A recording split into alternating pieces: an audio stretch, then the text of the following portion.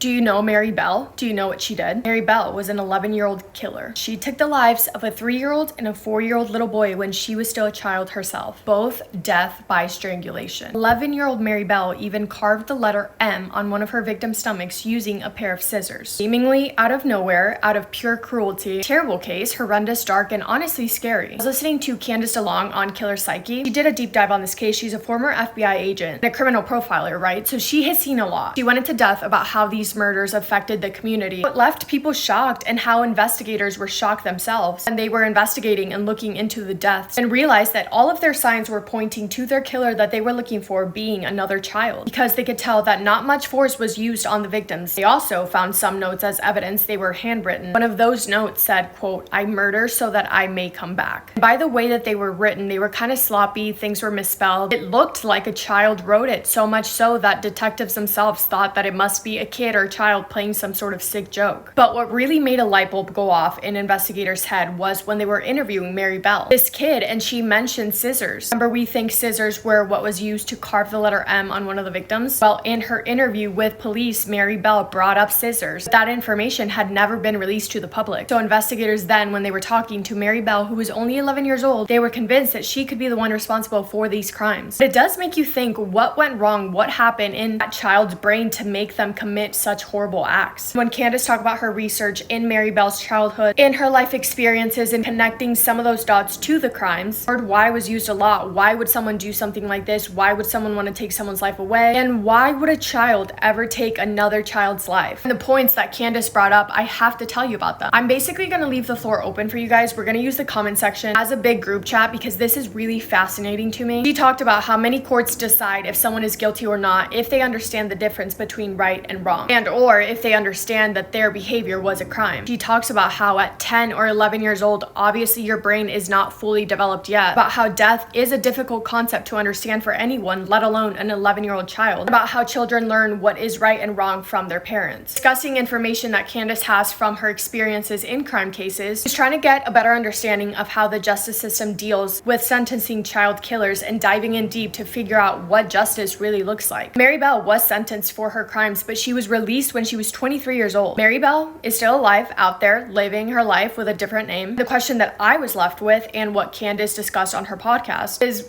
was that really justice? I don't know. So many interesting topics. And again, it's not about, is it right or wrong? Of course it's wrong. What Mary Bell did is wrong. There could never be an excuse for it, but trying to figure out the why is definitely an interesting conversation. Let me know what you guys think about this case specifically, but also about the psychology of child killers, because I need to talk about this with someone and you guys are my people.